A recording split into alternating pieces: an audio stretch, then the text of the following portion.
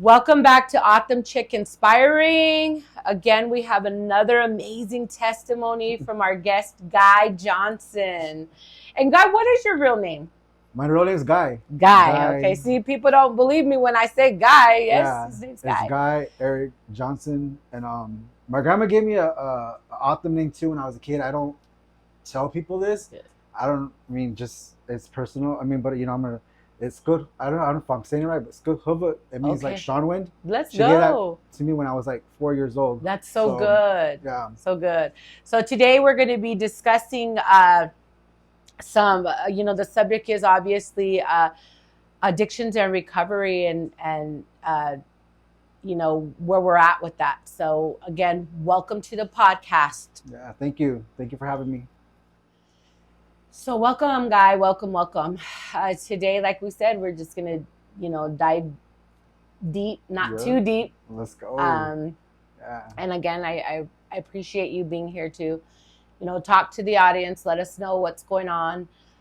So many people in not just Salt River, Native country around the world, even people in general, that may need to hear your story. People might relate to your story.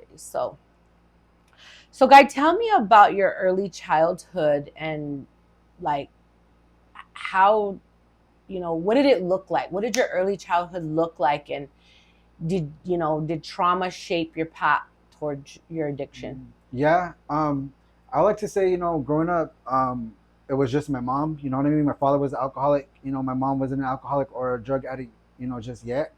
She took care of us. She was actually a child care. Early childhood? Yeah. Okay. She worked at ECEC. So I remember her walking from BA3 all the way to ECEC. You know what I mean? Wow. That's how she, she got to work. When she didn't have a vehicle, she walked. So it was, like I said, it was good. We had everything provided for us, materialistic things. Yeah. But, sooner along, somewhere along the way, there was partying every weekend. My grandma started seeing that. My dad was out of the picture, and for me, I always wanted to be around my mom all the time. But, when my grandma seen that there was a lot more partying, going on, she had told her, either, you stop all this or she's going to take us. Okay. You know what I mean? And so my mom, decided to give us to my grandma. But that abandonment, you know what I mean? No love from my father. That's one thing I was yearning for. And then when my mom gave us up, that abandonment kicked in. So that's when the child, a little bit of trauma started. Trauma, okay.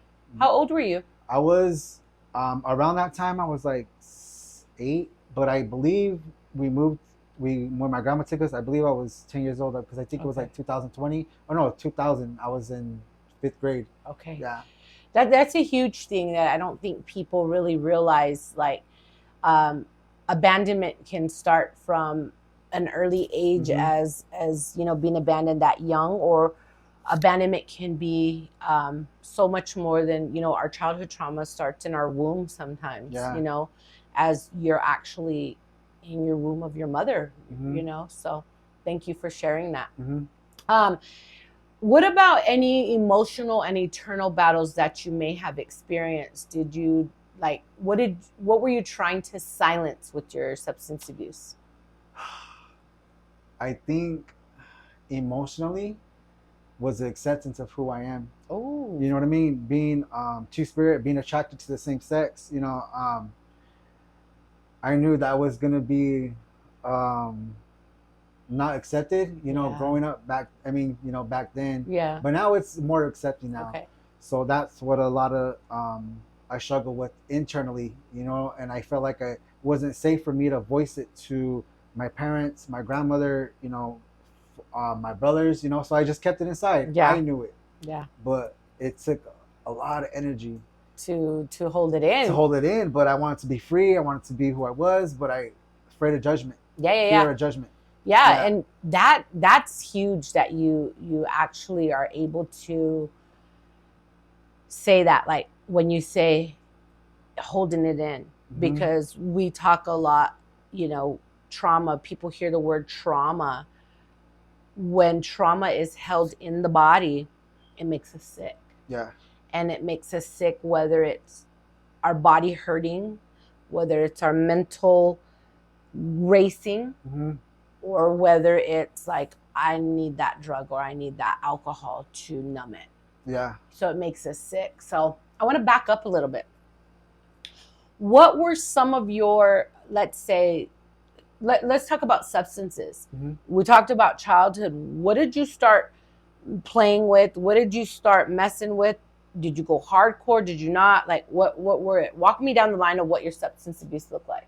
So I remember having my first drink of Natural Ice when I was like 5 years old. Didn't like it. Tastes like, tastes like crap. Experimenting with just weed, started out with weed. And then when I was 12, that's when I started meth, and like, I didn't know where that road was going to take me. I just knew that I fitted in, I fitted in, and I loved the way it made me feel. It would make my hair stand up, my neck, I would get, I would just feel really good. And that's what I was drawn to. And yeah, I didn't know I was going to be hooked. It just started out on weekend basis, just on weekends, leaving my grandma's to go to my other grandma's to go, to use. And then it just progressed from there. Dang, and it was just meth for about because I started when I was 12. And then when I was 15, that's when I started drinking. Had my first experiment with alcohol. Okay. Yeah. That was young. Yeah, I was really young. Young. Yeah. So you spoke about being two-spirit. For those people who don't know what two-spirit means, I'm going to get into this question of how did navigating your identity as a gay man, how did that impact your addiction or your mental health growing up? You spoke about it a little bit, but how did it really impact you? Like I said, just being like an outcast, and if like everybody was doing it back then, the early 2000s, that's when meth was becoming a big old thing. So I felt like if I was doing the drugs, if I was drinking or, doing something like along that line, that people would accept me. I wouldn't be made fun of. I wouldn't feel like an outcast. I felt like I was a part of, the crowd, and that's what I was yearning for. Was that acceptance. And the drugs and the alcohol. Well, the drugs brought me that, the acceptance from, from my own community. That that's how I felt. Yeah. Would you say you felt unseen or unsupported? I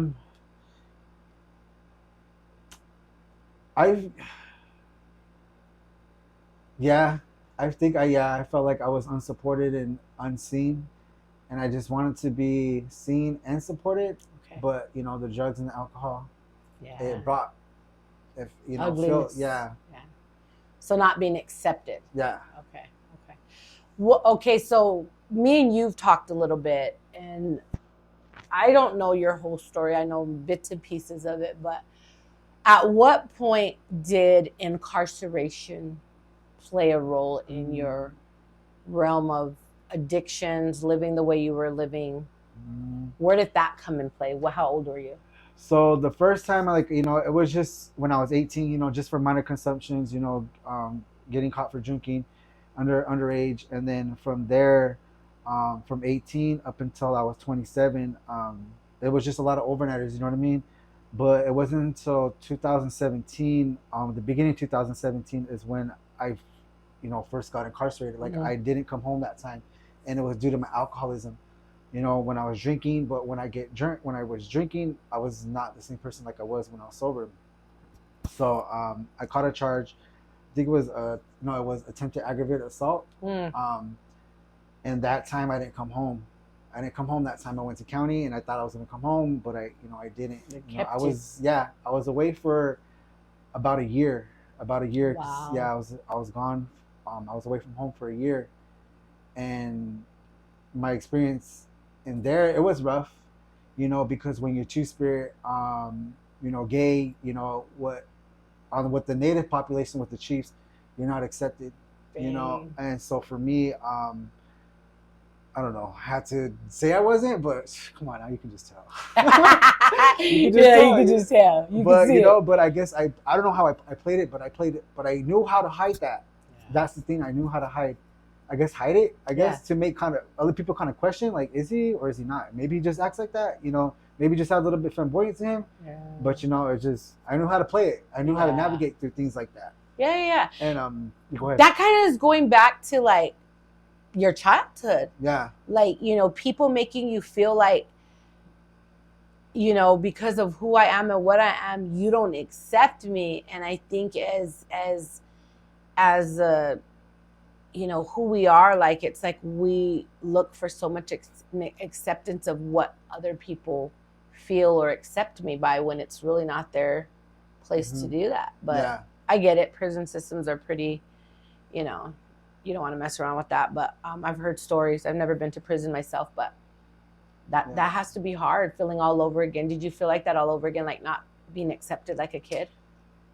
Well, yeah, you know, I did, but you know, it was just something I had to, you know, that was my life for a year, you know, in there. So, but you know, it's it was funny because my cousin was in there. That's how I met my cousin, but he already knew.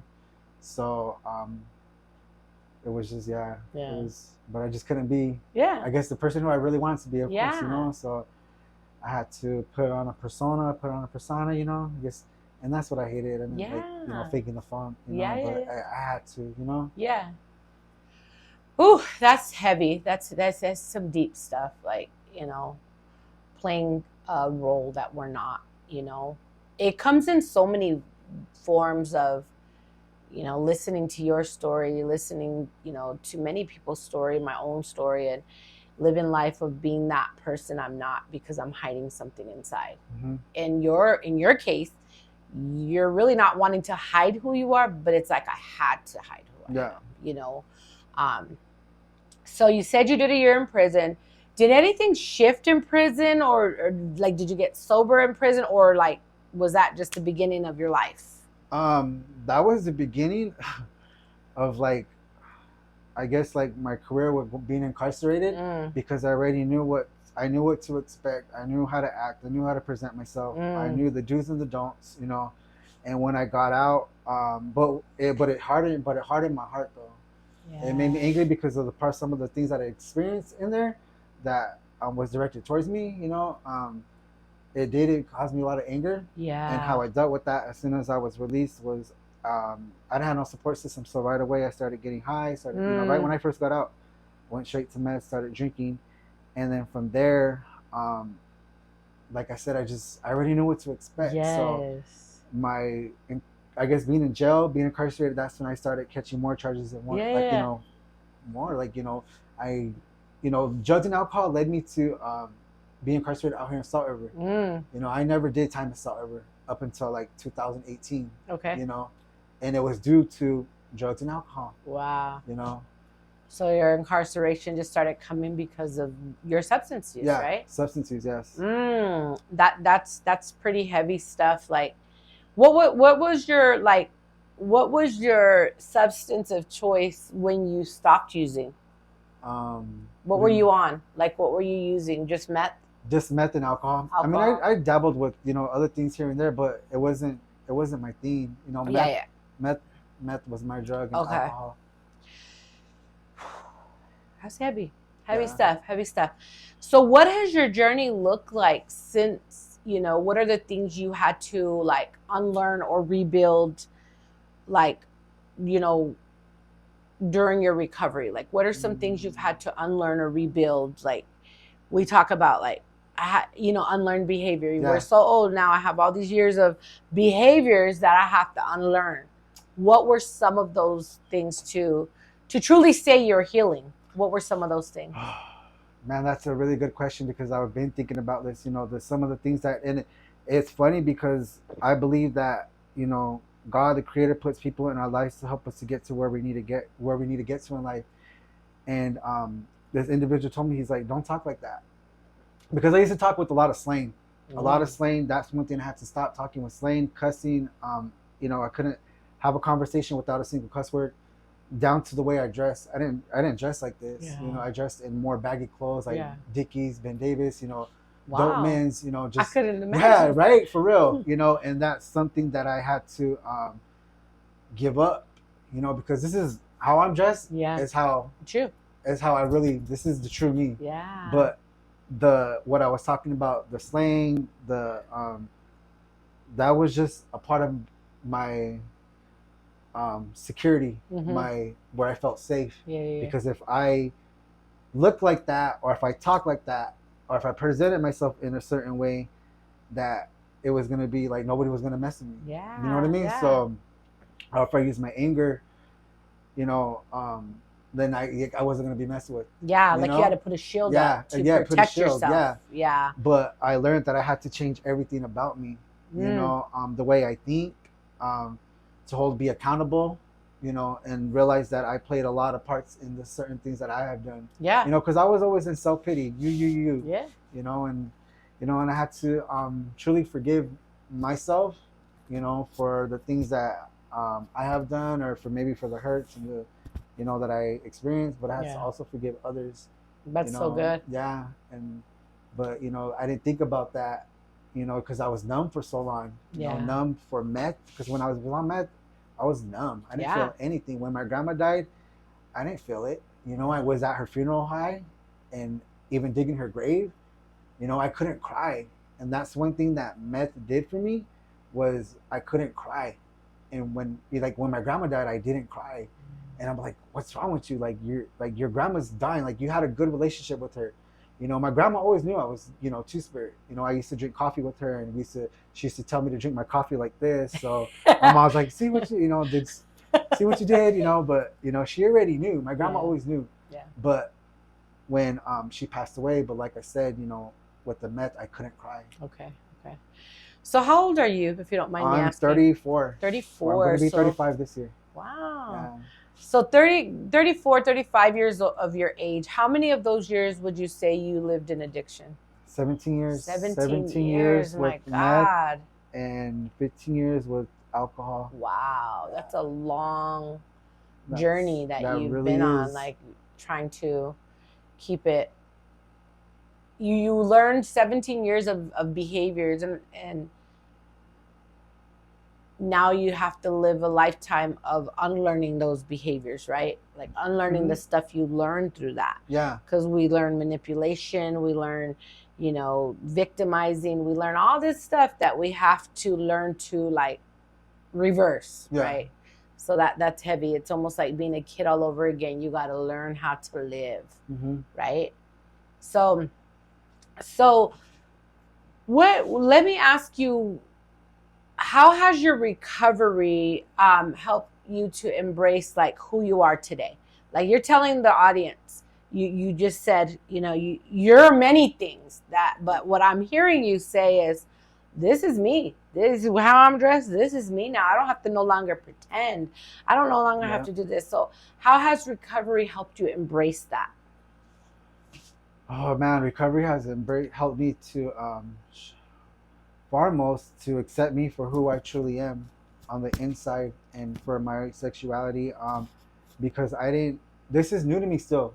Being who I am is only 4.5 years, because, you know, I started, you know, even when I first got into recovery, I would wear shorts that were still like above the knee, you know, I mean past the knee, but even when I started wearing shorts that were a little knee-high hoochie daddy shorts, you know? I so remember there was this one time you put on, I think you put on your post, you were like, these shorts, and I was like, let me look at the short. I wasn't even paying attention to the short, but your post read something like, I'm out of my comfort zone in these little tiny shorts, where everybody's on there doing your hoochie daddy shorts, and they looked good. Like, it was like, wow. Yeah, because it taught me to be uncomfortable. You know what I mean? And because it's only 4 years that I finally embracing who Guy is. Akim Two-Spirit, you know. Let's go. Native American.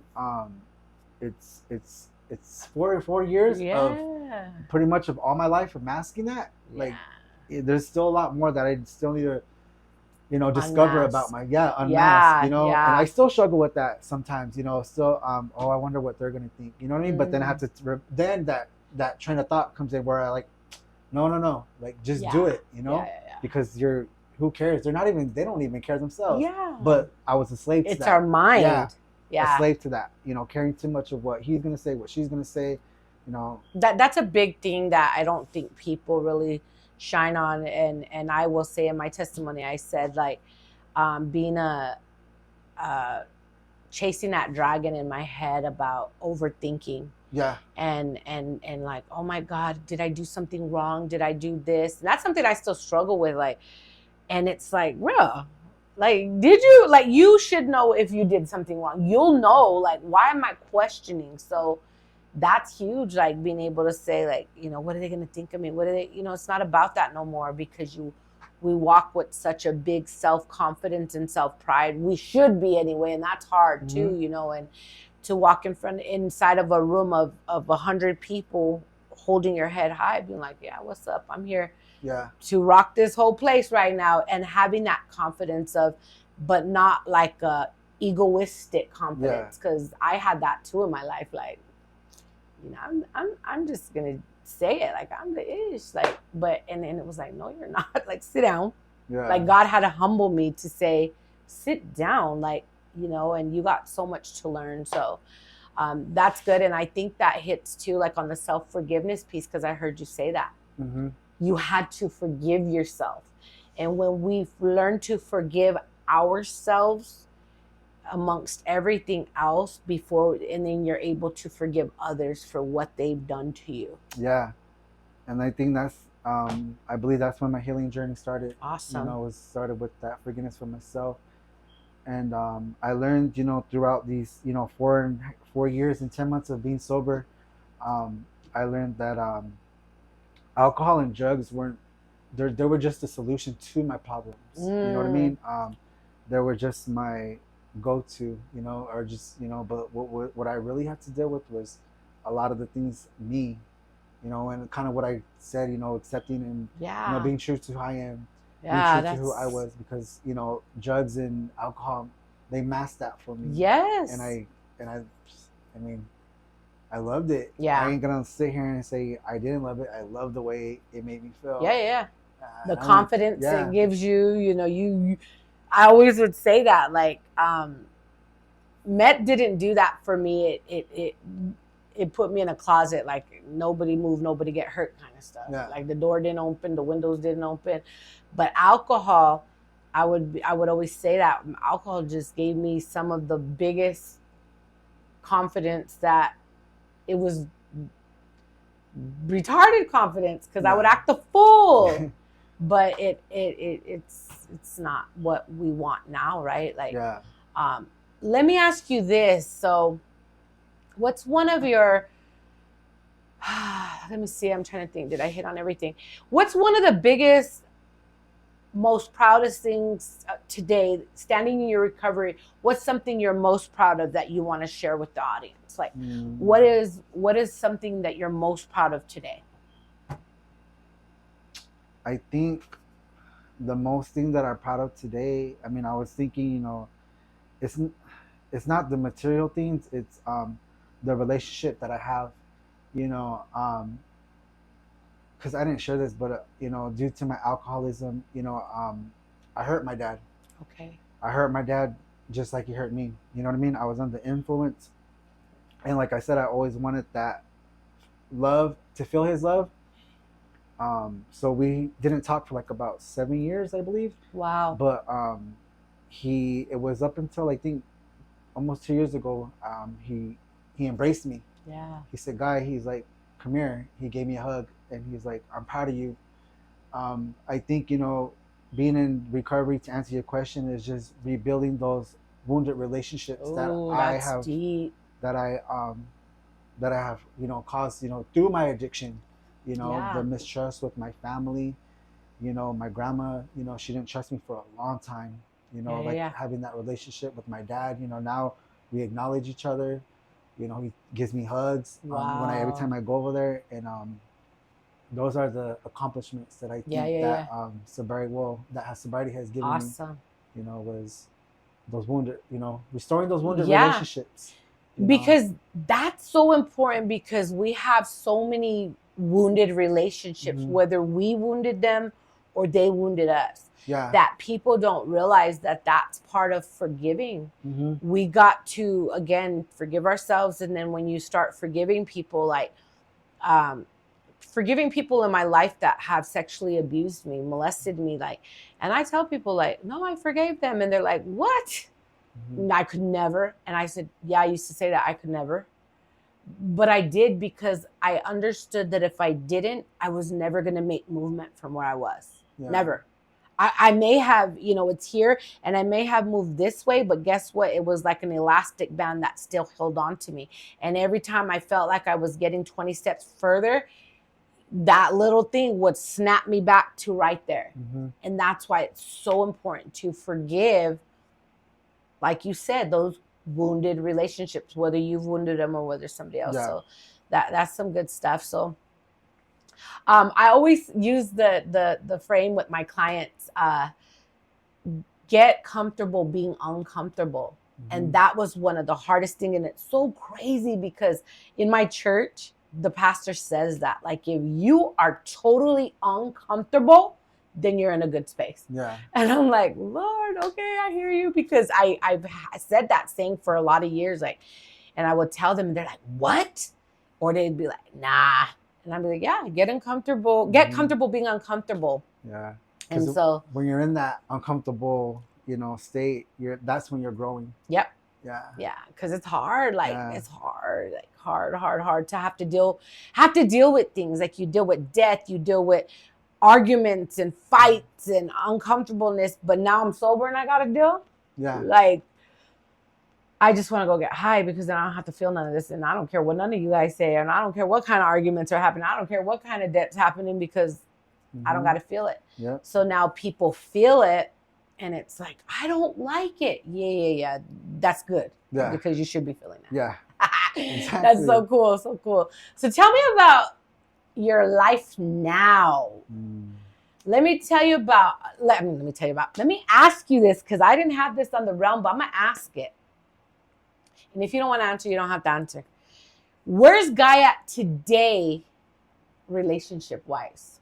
Relationship-wise? Like not with family, like in the intimate relationship. Like intimate relationship, like having a partner? Yeah. Right now I'm single, did you guys hear that? Just kidding. Working on myself, going back to therapy, Wow. I went back to therapy, had a session, I think a couple of weeks ago. Wow. Like last week. So just kind of, just figuring out who still I am, right? Oh, dang. So, but, I don't That's have anybody. good. Yeah, I don't That's have good. anybody, I'm single, and this is the longest I've been single because before, like, I would jump in relationship to relationship. And that was a behavior that I had to unlearn. Yes. Codependency. So I couldn't jump from one relationship to codependency. Yeah, I couldn't jump from one relationship to another. I was doing that since I was 15. Wow. And that's been my behavior. So that's one of those behaviors you had to unlearn. Exactly. Because it's hard. And it was because when emotions hit, let me go get with this person. Yeah. It gives me comfort. It gives me, I get it. Yeah. Codependency is a hard one to let go of. All right. So what's something our viewers are listening in, they're hearing your story. Some people may be relating to you. Some people may be like, dang, like he has like kind of the same story, similar story as me. Because no matter what, we all have a story. And believe it or not, it's not just a story. So many people, similarities, right? So what's something like if somebody's watching and they're listening to your story for someone battling addiction or feeling like they don't belong, or like how you said, or because of what they've been through, or maybe even a younger man or a man who is maybe feeling the same thing you were feeling of being two-spirit, being gay, who may be battling like nobody knows. Yeah. And I don't want to tell nobody because they're not going to accept me. Yeah. What would you like to share with them? Like what I would have to say is, just embrace yourself and accept yourself for who you are. There's nothing wrong with you. Once you feel that that self-acceptance, you'll feel a lot free. And with addiction, it is possible. You know, don't give up on yourself. You know, it don't matter how many times you fall. What matters most is that you pick yourself back up. You know, it took me 3 times, but you know, if you're battling it with addiction, you know, just be grateful that you woke up today, because there's someone else out there who didn't, you know, who took the last hit, who took the last drink, you know. But just believe in yourself and know that you can do it. And just like they say, you know, trust the process, just take it one day at a time, you know, let go, let God, and, you know, find that spirituality, you know, that Creator's got you, Creator God, however you want to acknowledge Him, you know, that He can get you through these things, because, you know, it's only finding that spirituality is a big part of my recovery, and I still, you know, do my prayers, you know, to this day. It's an important part of my recovery and my sobriety, you know. But just know that there is hope, and that you don't have to live a life of chaos, misery, addiction, jails, institutions. That there's a beautiful life out there, and you can have that. You know, you just got to work for it. You know, just believe that the Creator God will remove the wrong people and He'll put the right people. All you gotta do is just ask. Yes, I believe that. Yeah. Yes, I believe that wholeheartedly. So one more thing, huh? What do you do? What do you do for a living? What are you doing? What do I do? I'm the OBOT MAT case manager here at River People Health Center. Wow. So, for those that don't know what OBOT MAT is, what is OBOT MAT? Okay, so OBOT. So basically, what OBOT stands for is Office-Based Opiate Treatment / MAT, Medical Assistant Treatment Case Manager. So what I do is I do a lot of care coordination of care, you know, making sure the relatives, you know, seek their scheduled visits. Wow. Provide them with any higher level of care, you know, if they feel like, you know, they need like treatment, you know, just a lot of, you know, case management resources, you know. Been doing that for about a year now. Okay. Yeah. Wow, that's like huge step for somebody who's been through all this ups, downs, sideways to now you're like going at it. And I know it's probably not just beautiful and sunshine all the time, right? You still have some struggles. Yeah, and you know, like I heard the saying, like the grass is greener on this side, but what I have learned is, you know, the grass is not always greener. You know, the grass is greener where you water it. Yes, because you are going to have life. You're going to have ups and downs. Recovery, you have to learn how to live life on life's terms. Because there's death, you know, there's depression, there's anxiety, you know, everything still happens, you know, when you're sober. Yeah. You know. Okay. That's it. Is there anything else you want to share that maybe I didn't ask that you want people to hear about your story? No, I think that's pretty much it. I think you Thank you. I asked a lot of good questions. So I really appreciate you coming on and sharing your, you know, that little tad bit of your story, your testimony, and sharing with people, you know, what it is, you know, and how far you've come. Yeah, you know, I just want to tell you thank you. You know what I mean? Thank you for being a mentor, for being a teacher to me, you know, and, you know, thank you for allowing me to share, you know, to be vulnerable on this podcast, you know, to share my message. You know? Of course. I know you have it in you. All right. So thank you. That is today's episode. And I want you to come back next week because we're going to have somebody else next week fire story as well.